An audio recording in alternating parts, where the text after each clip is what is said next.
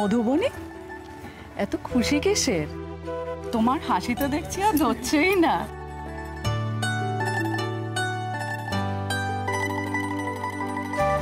কতদিন বলেছি না এই মিহিকার সাথে মিশবি না, কথা কানা যায় না। কি হলো? এ কি আপনি টফিটা এভাবে ফেলে দিলেন কেন? মায়ের চরিত্র তো বাঁধিয়ে রাখার মতো। মেয়েটা যে কোত্থেকে এসেছে তার কোনো ঠিক ঠিকানা নেই। এদের যে পাড়াতে কেন এখনো অ্যালাউ করছে কে জানে। আচ্ছা, তোমাদের সমস্যাটা কোথায় বলো তো? হ্যাঁ, ও কারণে তোমরা পায়ের উপর পা দিয়ে ঝগড়া করো কেন বলো তো? আজকে একটা পুজোর দিন, উৎসবের দিন, বাচ্চারা সবাই মিলে আনন্দ করছে, ফুর্তি করছে, তাতেও বাগড়া দেওয়াতে তোমাদের বাধা না? না, আপনাকে তো কিছু বলা হচ্ছে না মাসিমা, আপনি চুপ থাকুন না। তোরা কেউ এই মিহিকার সাথে মিশবি না। এটাকে বলে মডার্ন মিষ্টি মুখ। কাল তোমার আর কুশলের বিয়ের কথাটা পাকা করে নিতে চাই। আর শুভ কাজ তো মিষ্টি মুখ দিয়ে শুরু করতে হয়, তাই না? খাও খাও, শুভস্য শীঘ্রম। আমি এই কাজটা ফেলে রাখতে চাই না।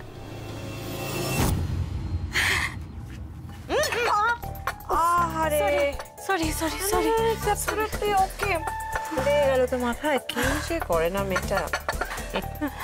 শোনো, আমি আমার সন্তানদের সব সময় আশীর্বাদ করি, কিন্তু শাশুমা আমি বলছিলাম, সরি সরি, না না আন্টি আন্টি, আমি বলছিলাম যে কালকের মধ্যে আমার মা বাবা আসবে কি করে? ওরা তো সবাই জামশেদপুরে থাকে। ওহো, please don't worry about that. আরে এখন তো সবে বিয়ের পাকা কথা হচ্ছে, এরপরে বিয়ের কত অনুষ্ঠান হবে, তোমার বাপের বাড়ি থেকে লোকজন আসবে, 500 জন করে যাত্রীতে আসবে। এক্ষুনি এটা নিয়ে ভাবতে হবে না, আগে আমরা কথাবার্তা এগোই। কোনো দরকার নেই বাবা তর্কের। শাশুড়ি মা মানে কুশল স্যার যদি আবার হাতছাড়া হয়ে যায়, না বাবা থাক। কাল ঠিক সন্ধ্যে 6টায় আমাদের বাড়িতে চলে আসবে, কেমন? ও, আরেকটা সিক্রেট কথা আছে তোমার সঙ্গে তো। হ্যাঁ আন্টি বলো না। কালই আমি রিক আর মধুবনীর সম্পর্কেও শিলমোহর লাগিয়ে দেব। কি ভালো না প্ল্যানটা? মাসিমা, মিহিকে নিয়ে ভেতরে যান। মিহি করতেও যাবে না, ফাইট করতে হবে তো। ওইটুকু মেয়েকে তৈরি হচ্ছে দেখো, মুখে কই ফুটছে। এর সাথে মিশলে তো আমাদের বাচ্চারাও চলে যাবে। যা মুখে আসছে আপনারা তাই বলে যাচ্ছে। এইভাবে বাচ্চাদের মনগুলো বিষিয়ে দিচ্ছেন কেন আপনারা? তুমি তো পরিবেশটাকেই বিষিয়ে দিয়েছো, আর মুখ নাড়িয়ে কথা বলো না। এর সাথে কথা বলা মানেই বেকার মুখ নষ্ট। চলো ওদিকে চলো, চলো রড টানবে চলো। হ্যাঁ যাও তো তোমরা পচা সব লোক। মাম্মা আজকে খুব হ্যাপি হ্যাপি ছিল, তোমরা মাম্মাকে স্যাট স্যাট করে দিলে। সব বলবো ভালো লোকের, দাঁড়াও। না মাম্মা, আমার কিচ্ছু হয়নি। চল তো আমরা মিলে মজা করি। চল। এই সমাজটাই এমন, আমাদের এরা রেয়াত করবে না। হ্যাঁ কিন্তু কালকে ওই মধুবনী আর ওদের মধ্যে ঝামেলা চলছে, তাই তো? সো হোয়াট, ছেলে মেয়েদের মধ্যে এরকম ঝামেলা তো চলতেই থাকে, আর বাবা মার কাজ হচ্ছে সেই ঝামেলাকে মিটিয়ে দেওয়া। ওরা একসঙ্গে খুব ভালো থাকবে, দেখো। এরকম যদি হয় কি মজা হয় না বলুন? দেখো চারজনের একসাথে বিয়ে, কি মজা হবে বলুন তো? আমি তো ভাবতেই পারছি না। কাল কিন্তু তোমাকেই মধুবনীকে রাজি করে নিয়ে আসতে হবে, ওকে? আরেকটা কথা, এটা কিন্তু আমাদের মা মেয়ের টপ সিক্রেট। মধুবনী, রিক বা কুশল কাউকে জানাবে না। আমি তো ভাবতেই পারছি না আমার আর মেয়েটির একসাথে এনগেজমেন্ট।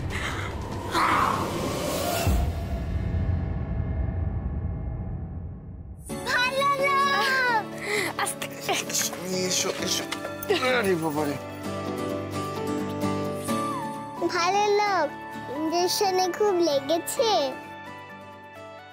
ভয় নেই। মাম্মা তো আমার বুবুনের মাঝে মাঝে পিঁপড়া কুদুস বলে টেস্ট করে। আমি তো ভয় পাই না, তুমিও পাবে না, কেমন? Good evening. Good evening.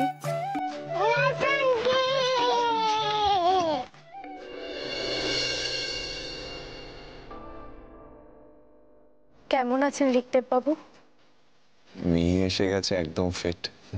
মধুবনীকে যে কিভাবে সত্যিটা জানাবো, ওর এই হাসিটা আবার মিলিয়ে যাক, আমি চাই না। এই যে এক্ষুনি বললেন মিহি এসে গেছে বলে পুরো ফিট, হঠাৎ চোখ মুখে এরকম চিন্তার ছাপ কেন? আসলে মধুবনী, আমি একটা কথা আপনাকে বলতে চাই।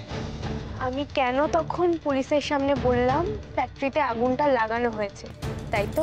না না, আরে ফ্যাক্টরির কথা শুনে তো আমার আরেকটা কথা আপনাকে বলাই হয়নি। আপনি জানেন ফ্যাক্টরিতে 12 জন ওয়ার্কার আছে, ওইদিকে বিলিং হয় 30 জনের। ভাবুন একবার। এবার আপনি বুঝতে পারছেন তো আমি কেন বলেছিলাম আগুনটা লাগানো হয়েছে? আপনি যাতে ফ্যাক্টরিতে গিয়ে তদন্ত না করতে পারেন সেই জন্য। হয়তো খুব পরিচিত কেউ করেছে, যে জানে যে আপনি ফ্যাক্টরিতে তদন্ত করতে যাবেন। নাইসান্দি, তুমি কিন্তু ভালো লোককে ভালো করে রাখবে, নয়তো মাম্মা তোমায় পিটতে দেবে। এই মিহি, আমার নামে কি বললি রে? আচ্ছা ঋকদেব বাবু, আপনি এবার রেস্ট নিন, আমরা আসি কেমন? মধুবনী, আমি একটা কথা আপনাকে অনেকদিন ধরে বলতে চাইছিলাম। হ্যাঁ বলুন। বলবো, জানেন তো মানে মিস্টার সেনগুপ্ত, আপনার ডিসচার্জ সামারি রেডি হয়ে গেছে, কাল সকালেই আপনাকে ছেড়ে দেওয়া হবে। সেনগুপ্ত তো কুশল বাবুর সারনেম। উনি আপনাকে মিস্টার সেনগুপ্ত কেন বললেন? আসলে আমি আসলে আমি আর রিক হচ্ছি ভাই ভাই।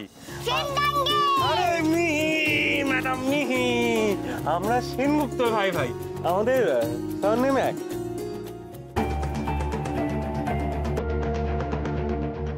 যে মানুষটা তোর প্রেমে হাবুডুবু খাচ্ছে তুই তার সারনেমটাও জানিস না? বড্ড ঘ্যাম বেড়েছে না রে তো? জানিস তো রিক, আগের দিন তোর এই অবস্থা দেখে একজনের সে কি বাজে অবস্থা দেখতে হয়, মানে সে কান্না কাটি হাও মাও কি অবস্থা, তার উপরে আমার পিটি উষার মতো দৌড় অ্যাম্বুলেন্সের পেছনে, অ্যাম্বুলেন্সের দরজা বন্ধ হতে না হতে উনি গিয়ে উঠে বসে বললেন, তাই না মেয়ে ম্যাডাম? তাই নাকি? কে বলতো, আমি ঠিক বুঝতে পারছি না, আমিও তাকে দেখতে চাই। বল কে? বুঝে নে না, মানে দেখ বড় হয়েছিস। আরে বাবা, শুধু কি ওই পিটি উষার মতো দৌড়? আর ওই যে ওই কেসটা, ওই 90s এর হিরোইনের মতো কোলে মাথা নিয়ে কি কান্না, ফিরে এসো টাইপ। কি হচ্ছেটা কি স্নেহা, চুপ করবি? মাম্মা, ভালো লোককে সব বলে দেব। জানো তো ভালো লোক, তোমার শরীর খারাপ হয়েছে দেখে মাম্মা কি কান্দু করছিল, একেবারে ছোট্ট বেবির মতো। বেশি পেকেছো তুমি, চুপ করো। ও, কথার মাঝে কথা বলবে না বলেছি না? জানো তো ভালো লোক। তারপর তুমি ভালো হয়ে গেছে দেখে রেড রেড ব্লাশ করছে আবার। মাম্মা খুব সুইট। কি রে, কি শুনছি? তুই ব্লাশও করছে রে? হ্যাঁ, কিতে মাম্মা না বেশি বেশি করে মিষ্টি আর মালা এনেছে, সবকিছু তোমার জন্যই হচ্ছে, জানো তো ভালো লোক।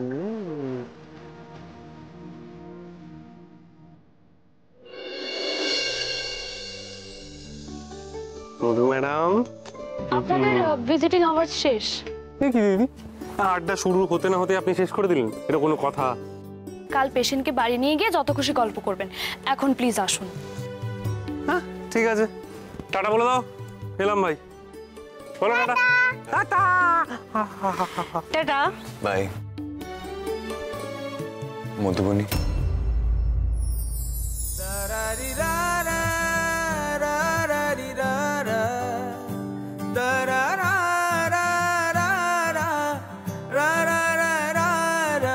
এরপরেও আপনি আপনার মনের কথাটা মুখ পর্যন্ত আসতে দেবেন না? কে প্রথম কাছে এসেছি, কে প্রথম কাছে এসেছি, কে প্রথম কাছে এসেছি, কে প্রথম কাছে এসেছি।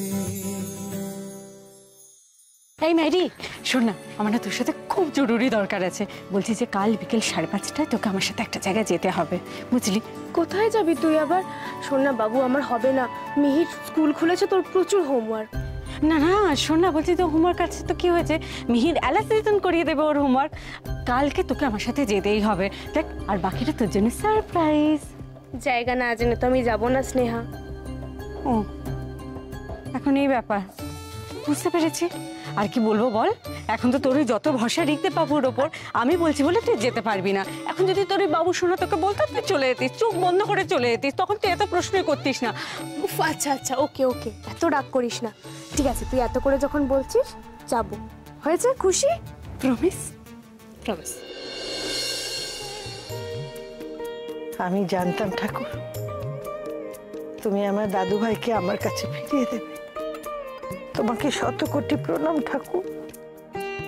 সত্যি রিক বোধহয় ভগবানের আশীর্বাদে এত তাড়াতাড়ি সুস্থ হয়ে হসপিটাল থেকে ফিরে আসছে। ভাবো, ছেলেটা নিজের প্রাণের তোয়াক্কা না করে বাপ ঠাকুরদার এই কারখানা বাঁচাতে আগুনের মধ্যে ঝাঁপিয়ে পড়ল।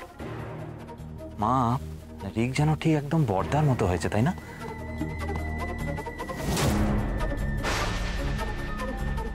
মা, আপনারা এবার বেরিয়ে পড়ুন, না হলে হাসপাতালে যেতে দেরি হয়ে যাবে। যত তাড়াতাড়ি সম্ভব আমার পাবলুকে আমার কাছে ফিরিয়ে নিয়ে আসুন মা, তাহলেই আমি শান্তি পাবো। তুমি যাবে না হাসপাতালে দাদু ভাইকে আনতে? না, আমি পাবলুর জন্য একটা সারপ্রাইজ প্ল্যান করছি। আপনারা চলে গেলে আমি এদিকটা একটু গুছিয়ে নেব। কিসের সারপ্রাইজ? মা, ওটা না হয় সন্ধ্যেবেলা বলবো। তোমার একটা কাজ আছে অমৃতা, তুমি বাড়ির সবাইকে বলে দেবে আজকে সন্ধ্যাবেলা যেন সবাই বাড়িতে থাকে।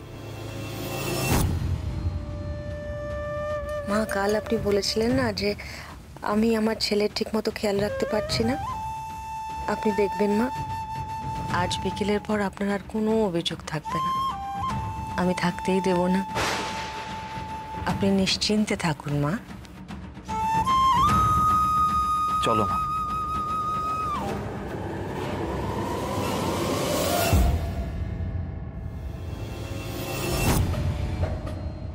আজ সন্ধ্যেবেলা এ বাড়িতে এমন বোম ফেলবো যে সেনগুপ্ত বাড়ির ভিতটাই নড়ে যাবে। এই দাঁড়া দাঁড়া দাঁড়া, আমি তো মাইনাস করতে বলেছিলাম মিহি, ক্লাস করে রেখে দিয়েছিস। এত অন্যমনস্ক হলে চলে? দূর, তোমার থেকে ভালো লোক অনেক বেশি ভালো অঙ্ক শেখায়। এই, তোকে এতদিন কে পড়াতো? হ্যাঁ, এখন ভালো লোক সব পারে, মাম্মা কিচ্ছু পারে না। এদিকে নিজের পড়ায় মন নেই, খালি দুষ্টুমি। পড়। আচ্ছা, মনটা থাকতে কি করে মাম্মা? মনটা এখন হসপিটালেই পড়া আছে। আজকে তো ভালো লোককে ছাড়বে, হসপিটাল থেকে ছাড়লো কিনা, ভালো লোক ঠিক করে বাড়ি গেল কিনা, চিন্তা তো হয়, তাই না রে বুবুন? ওর বাড়িতে তো কেউ নেই, বাড়িটা তো দাঁড়টি দাঁড়টি করে রাখে। কি যে হবে, হসপিটাল থেকে আমরা বাড়ি নিয়ে যাব না ভালো লোককে? তোমার আর আমার তো রান্না করে ভালো লোককে খাই দেওয়া উচিত, তাই না মাম্মা? তুই সেদিনকার মতো রুটি ডিম ভাজা করে দেবে না? তা তো তুই ঠিকই বলেছিস, অসুস্থ মানুষ একা সামলাবে কি করে? কিন্তু এত কিছুর পর ওনার বাড়িতে হেল্প করতে যেতেও কেমন অস্বস্তি হচ্ছে। বাবা, তো এলাহি আয়োজন কি কি গো কমলদীপ, কি ব্যাপার? বোম পড়বে। আরে ও কমলদীপ, কি কি বলছো? বোম পড়বে? বোম পড়লে বাড়ি ফেটে যাবে। কি কি বোম পড়বে মানে কি গো? বোম পড়লে বাড়ি ফেটে যাবে? ঠাট্টা বোঝো না তুমি অমৃতা, আমি তো তোমার সাথে ঠাট্টা করছিলাম। আসলে বাড়িতে বোম ব্লাস্টিং একটা পার্টি হবে তো, সেটা বলছি। পার্টি হবে আবার? কেন হবে? অমৃতা, তোমাকে একটা কথা বলি, যে পার্টিটা হবে সেটা সন্ধ্যাবেলা তুমি তোমার নিজের চোখ দিয়ে দেখতে পাবে, তাই আর প্রশ্ন করো না আমায়। ওকে, থ্যাংক ইউ।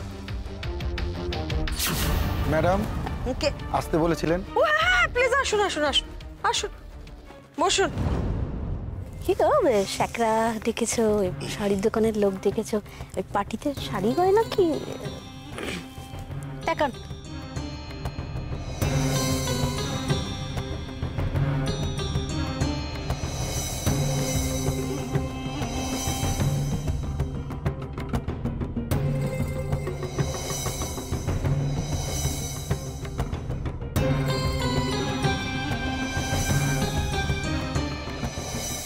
কমলদি, বলছি যে অনুষ্ঠানটা কিসের গো? তোমার কিছু নেওয়ার থাকলে নাও না, এত প্রশ্ন করছো কেন? শাড়ি দেখি।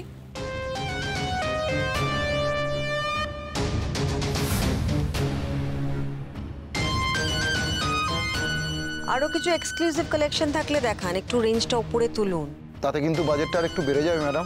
বারুক, এমন কিছু এক্সক্লুসিভ কালেকশন দেখান যেটা লোকের নজর কাড়ে। আপনার 10-15 রেঞ্জে যা আছে সবই খুব খেলো।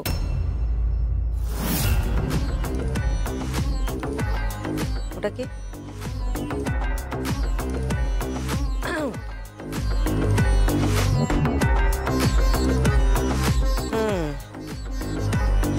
Not bad.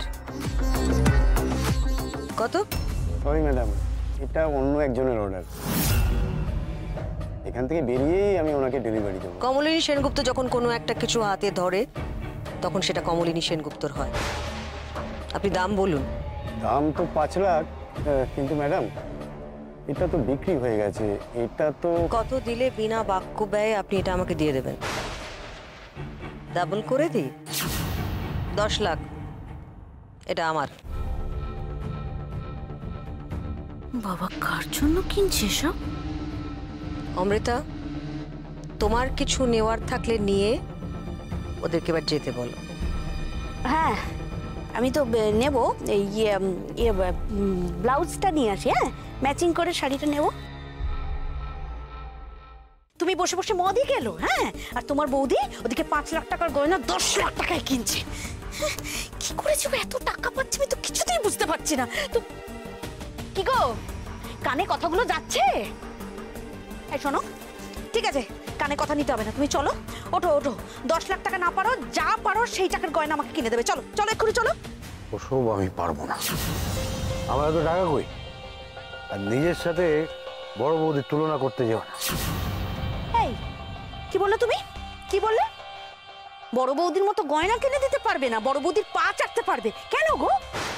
সব আমার করতে ইচ্ছা করে না, কিন্তু যে ভুলটা অতীতে করেছো সেটা বলে ফেলার ভুল আজকে আর করো না, তাহলে কিন্তু আমিও আর তোমাকে বাঁচাতে পারবো না। আমার নিজের জীবনটা ফাটা ভাষায় আটকে গেছে। যদি তোমার স্বামীর জীবন বাঁচাতে চাও তাহলে এত চাপাচাপি করো না, যাও। আমি একদম ঠিক আছি ঠাম্মা, তুমি চিন্তা করো না। পেশেন্টের ডিসচার্জ পেপারগুলো একটু দেখে নেবেন প্লিজ। হ্যাঁ আসুন। হ্যাঁ চল চল, এই আয় তো। দাদু ভাই, তুমি আমাকে কথা দাও আর কোনোদিন এরকম জীবন বিপন্ন করবে না তুমি। ঠাম্মি, সেদিন আমি নিজেকে আটকাতে পারিনি।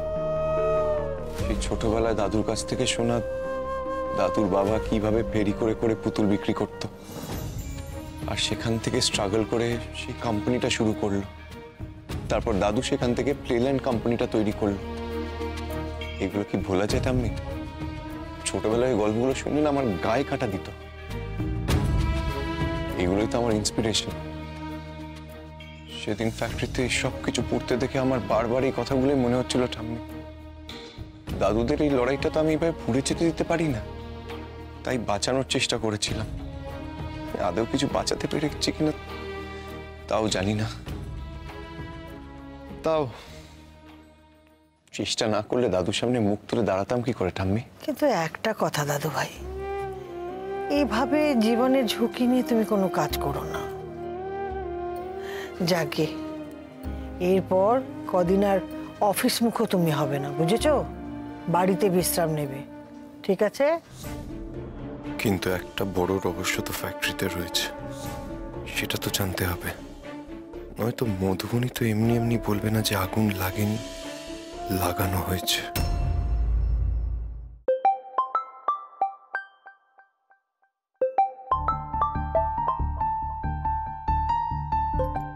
আমি 1 মিনিট।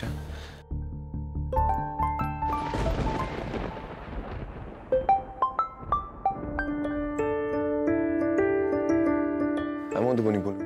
ছেড়েছে আপনাকে? হ্যাঁ, এই তো লাস্ট মিনিট ফর্মালিটিস চলছে। বাড়ি যাবেন তো? কেউ আছে সঙ্গে? হ্যাঁ, তো ঠাম্মি, বড় কাকু।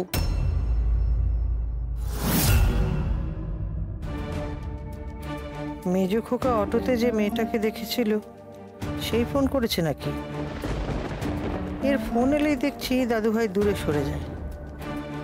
কিন্তু দাদুভাইয়ের এত বড় একটা অ্যাক্সিডেন্ট হলো, কই সে হাসপাতালে এলো না তো? এলে তো মেজো খোকা নিশ্চয়ই চিনতে পারত। একে এত গুরুত্ব দিয়ে ঠিক করছে না দাদুভাই। আবার যদি মেয়েটা ওকে আঘাত দেয়? এরা তো আসার কেউ নেই, আছে শুধু সবেদল, নীলমণি, কুশল। সেই আসছে। আসলে আমি ভাবছিলাম, মানে আমি না, ওই মিহি বলছিল আর কি, যে বাড়ি গিয়ে আপনি কি খাবেন, কিভাবে সবকিছু সামলাবেন, তাই আর কি। চিন্তা করবেন না, সব ম্যানেজ করে নেব। মাম্মা, আমাকে একটু ফোনটা দাও না। হ্যাঁ, মিহি কথা বলবেন। এই নে। হ্যালো ভালো লোক, তুমি কিন্তু একা একা বাড়িতে গিয়ে চ্যাট চ্যাট ফিল করো না। তুমি বাড়ি যাও, আবার আমরা একদিন গিয়ে আগের দিনের মতো রাতে তোমার সঙ্গে ঘুমিয়ে আসি। এই মিহি, কি বলছিস? আমাকে দে। আপনি মানে কি যে বলে না। আমি রাখছি। হ্যাঁ, আপনি সাবধানে যান। কথা হলো, এবার চলো, সবাই তোমার জন্য অপেক্ষা করছে। সব ফর্মালিটিস কমপ্লিট, আমরা যেতে পারি। তাহলে চল মা। হ্যাঁ, চলো যাওয়া যাক। হ্যাঁ, এসো দাদু। চল, এসো। এবার আমার খুব খারাপ লাগছে।